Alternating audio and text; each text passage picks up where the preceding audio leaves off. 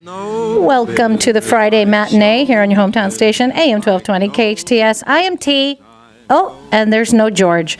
Our George isn't feeling very good, so I'm going to be here all by myself today. And I always feel strange on Friday Matinee when I'm Georgeless, because George is my partner in crime and often brings a lot to the table as far as conversation. So I'm hoping George feels better, and if you'll keep a good thought for him, that he feels right as rain before we know it, and also that he didn't infect the microphone so that I don't get sick, because that's also a real concern. But we are missing George today. In the studio with me, I have a gentleman who was with us last year, who came in with a song that was for the Christmas season. It's a delightful song, and we are going to play it, but we're going to have a little bit of conversation with him first. With me today, Terry Mayfield, the singer or the songwriter of The Littlest Angel of All. Thank you so much for being here today, Terry. Well, thank you so much for having me. I appreciate it.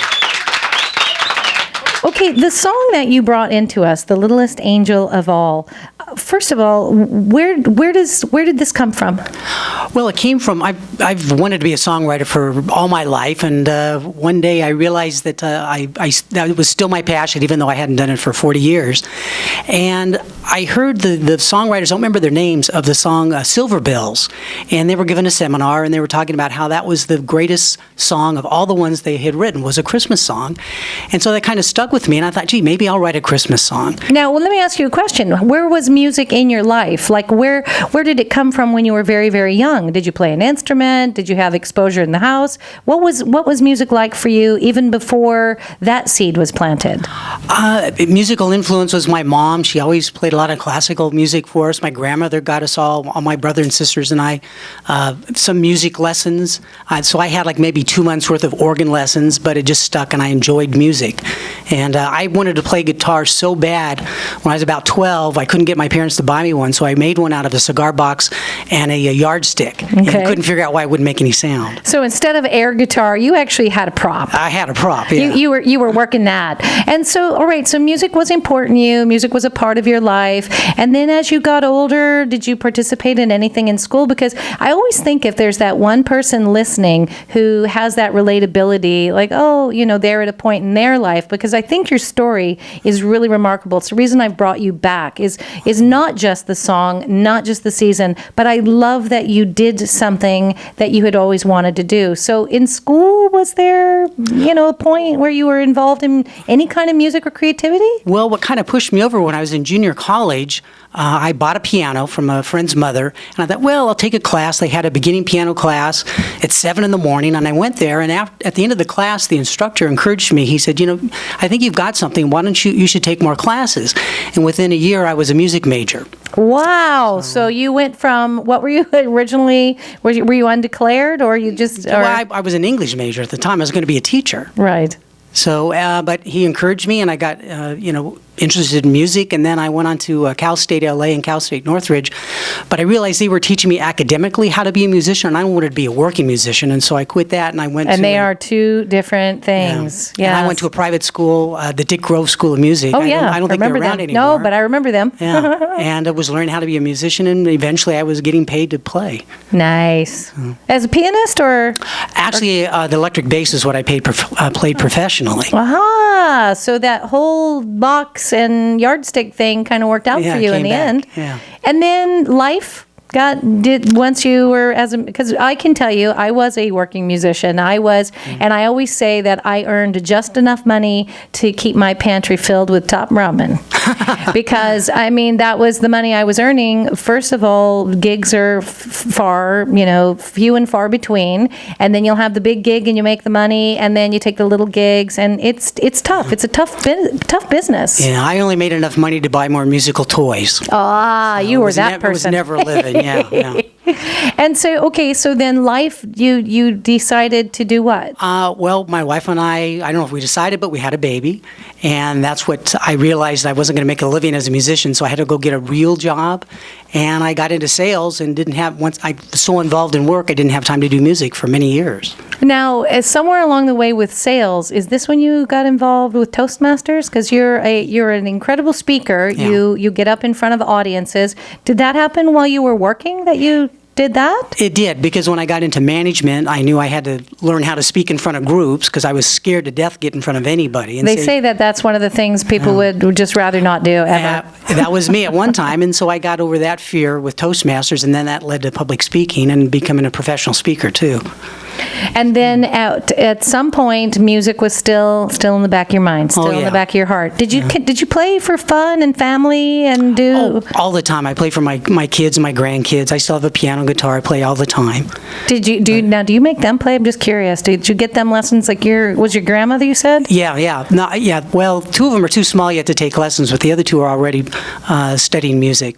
But they kind of have a musical background in their own family and their paternal grandmother's families. Well, nice. So, and then there's you. Yeah. So, okay. So at some point, this is still in the back of your mind, You went to the seminar, you heard the story about silver bells. Right. And so this clicked something and you clicked. I just wanted to make create a Christmas song, and at the time, I remember when I thought I've been wanting to write one for years, and I was on a plane coming back from some public speaking job, and I thought, I've got nothing to do. I'll write a song now. And so I kind of had the influence of being a motivational speaker. I got to stop you for a second. I got nothing to do. I'm not going to watch TV. I'm not going to make popcorn. I'm going to write a song. You took your time and said, I'm going to do this. And then you sat down. And, well, I actually was on the plane because I thought I had nothing else to do on the plane while I was flying, and all I had was Some people sleep, Terry. Well, I had a manila folder, and I took it out, and I just started writing on that and coming up with ideas. As soon as I got home, sat down on my piano. It took a couple months to flesh it out, and then I had a song.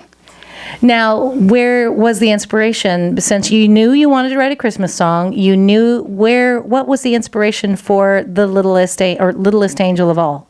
Well, I wanted to write a song kind of that had a character, not just about a character, kind of like Frosty or Rudolph the Red-Nosed Reindeer, that type of song. Right. And I'm not exactly sure where the idea of an angel came about, but then the story started unfolding. I wanted a story about an angel at at Jesus' birth, and what could have happened. One of those stories, kind of like the Little Drummer Boy, also. Right. So that's how it evolved from there. All right, well, let's take a moment. We're talking with Terry Mayfield, who has written Littlest Angel of All. Now, if you would like to see the video, and we're going to talk about that in a moment. The video is absolutely just delightful. It is so wonderful. If you're going to gather around with your kids, bring them over, find this on YouTube, or you can go to the website, Littlest Angel of All, and we'll talk about the production of that in a moment. But let's take a listen to Terry Mayfield's Littlest Angel of All. Oh, and before we do that, your granddaughter was the one who said, Grandpa, it's not a real song unless it's on the radio. That's right. That was Madeline. Madeline, this is for you, your grandpa, Terry Mayfield's Littlest Angel of All.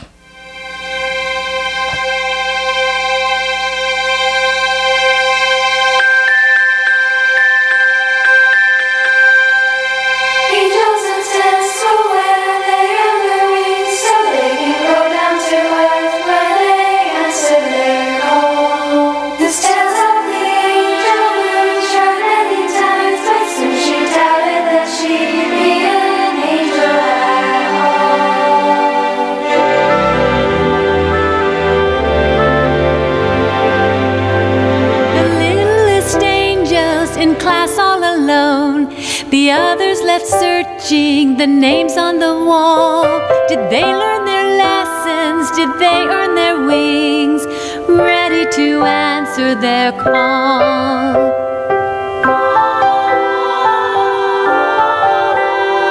The littlest angel knows once again she's a little too shy, a little too small. As she sits there doubting, the others draw near and tell her how she'll earn her call. Just always believe, listen and hear who you are. Don't ever give up on your dream. Do what you can, reach for your star. So the littlest angel starts once again.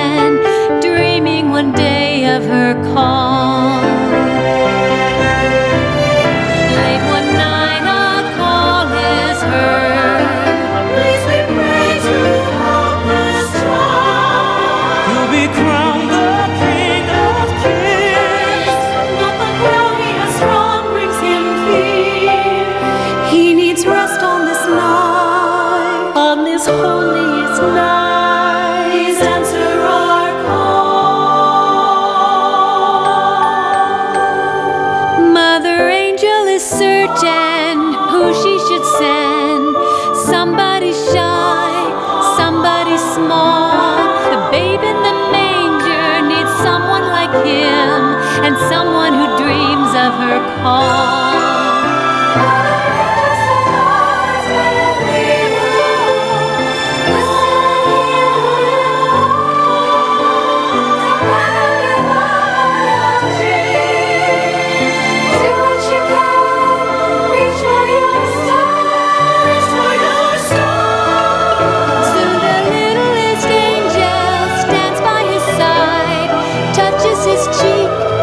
Tears are now dry. Together they smile. Together they know that heaven has answered the call of the littlest angel of all. Littlest angel. Littlest Angel by Terry Mayfield, who's here in the studio with me today. Now, Terry, I've alluded to the YouTube video. I think I've watched the video, and it just squinches my heart in the most delightful way.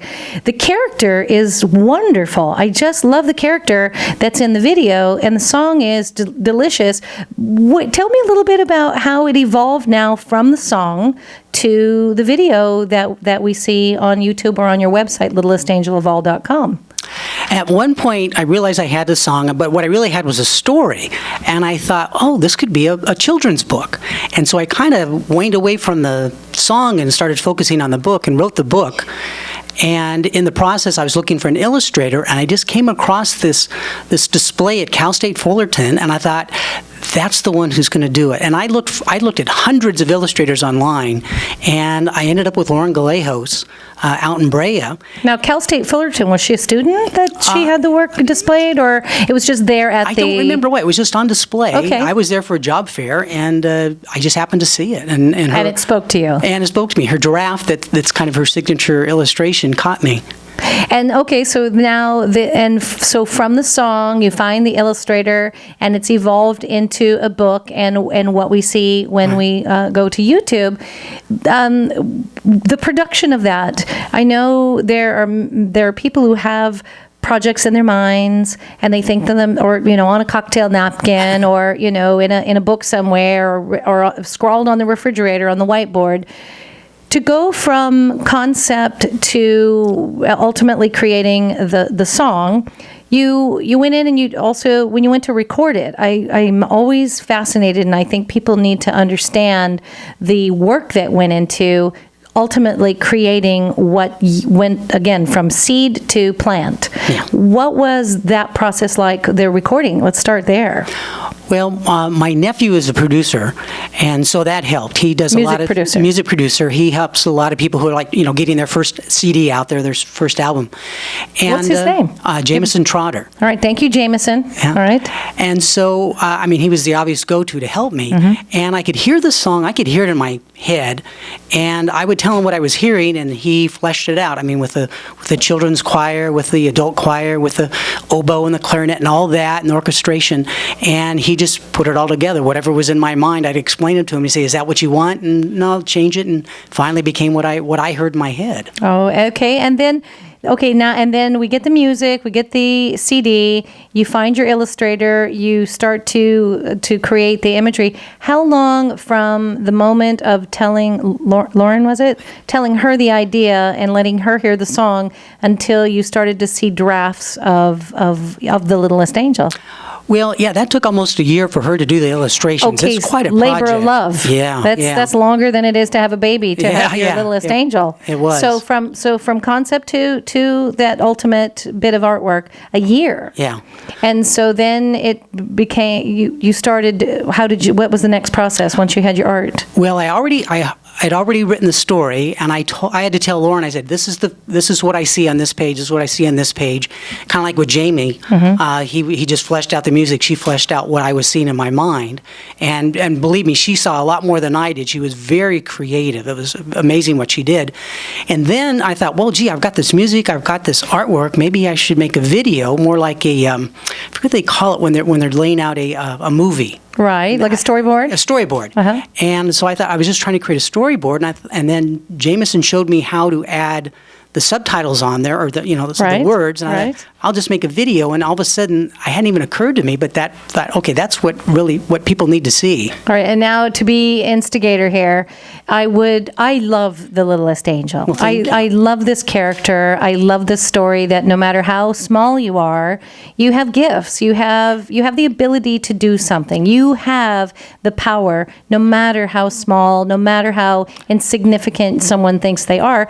So I'm going to be the instigator. Can we see more Littlest Angel? Can I encourage you to maybe think about doing some more with this character? Absolutely. You gave me some ideas that I'll have to build on, so I really appreciate that. I would very much like that because how many times in life, it doesn't matter how young you are, it doesn't matter how old you are, but there are times in our life, no matter whether it's work, our family situation, just out in the world, we all have those moments where we just feel like, oh, I'm not big enough, I'm not loud enough, I'm not smart enough, I'm not, and the idea that this little angel gave this remarkable gift, did this wonderful thing that she wasn't even aware of. Someone helped her see her gifts. I think it is such a beautiful message. So I encourage you.